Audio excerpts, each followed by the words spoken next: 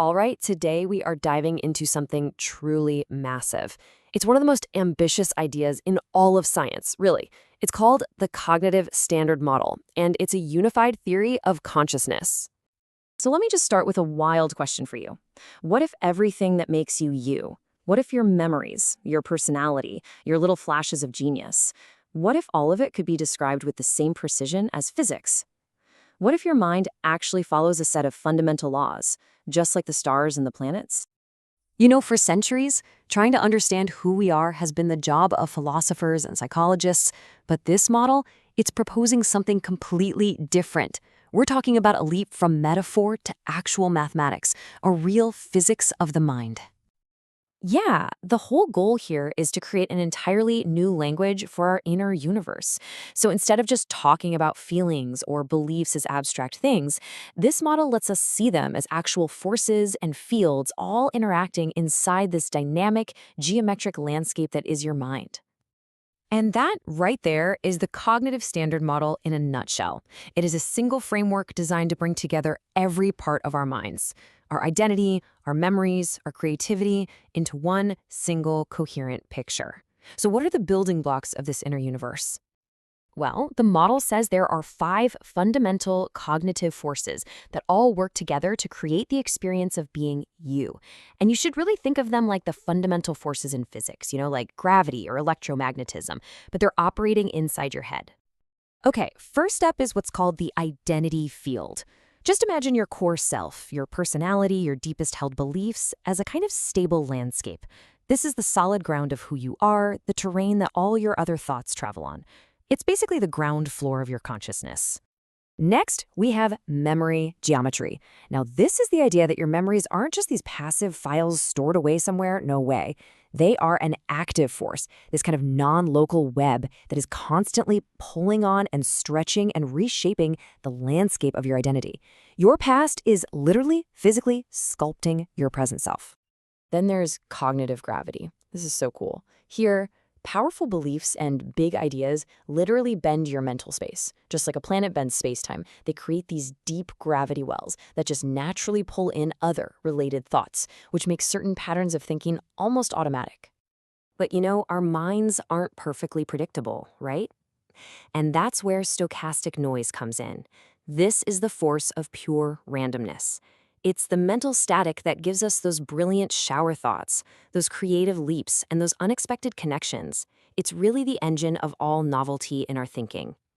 And finally, we get to quantum identity. And this is probably the most mind-bending piece of the whole puzzle.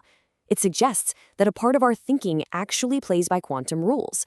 And this could be the very thing that allows for those impossible-seeming intuitive jumps, and maybe even a deep physical connection or entanglement between two different minds. So, okay, we've got these 5 incredible forces, but how in the world do they all fit together? See, the real power of the cognitive standard model isn't that it just lists them out. It's that it unifies them into a single, elegant master equation.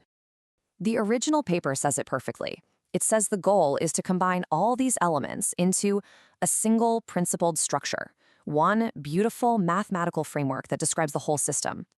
And this is the absolute key, right? These forces aren't just bumping into each other randomly. They are woven together, integrated into a single master equation that governs the dynamics of your entire inner world. And we can actually walk through how you build it step by step. First, you start with that stable landscape of your identity field. Then you add the shaping influence of your memory geometry. Then you sprinkle in the creative sparks from stochastic noise. You place all of that inside the warping fabric of cognitive gravity, and then finally, you open it up to the wild potential of the quantum part. And there you have it, all 5 forces working together, described by one comprehensive law. I mean, it is a breathtakingly ambitious idea. But what does a theory like this actually predict? Okay, this is where it gets really, really cool. Because any good physical theory has to make testable predictions, right? And this one is no different. It basically gives us a new cosmology of consciousness, and it's filled with some absolutely stunning phenomena. Let's just look at 4 of its most profound predictions, something called identity solitons, memory-driven acceleration, the quantum tunneling of beliefs, and yes, entanglement between minds. First up, identity solitons. The model predicts that your core, unshakable beliefs can become so dense and so stable that they actually act like stars in your mind. They generate their own immense cognitive gravity, organizing entire constellations of other thoughts and beliefs around them. Next is something called memory-driven acceleration. This one's beautiful.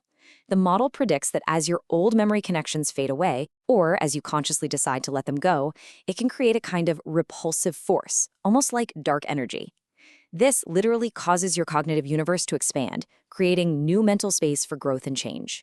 Then there's quantum tunneling of beliefs. Have you ever had a sudden dramatic change of heart that you just couldn't logically explain? Well, this model provides a physical mechanism for that. Your mind can literally tunnel through an energy barrier, jumping from one belief to a completely different one without ever crossing that impossible logical space in between. And finally, entanglement between minds. The theory actually proposes a physical basis for that incredible feeling of being perfectly in sync with someone. It suggests that two minds can share quantum states, becoming non-locally connected. It's a potential scientific explanation for what deep shared understanding really is. So, after all that, what does this all mean? I mean, if this model, or even something close to it, turns out to be right, it opens up an entirely new frontier for us. And this is not just some academic thought experiment. The implications here are just enormous. This could be the blueprint for engineering truly conscious AI, and, maybe more importantly, a new physics for making sure that AI is aligned with human values. It could completely revolutionize psychology, lead to new ways to build memory, and at the end of the day, just give us a much, much deeper way of understanding ourselves.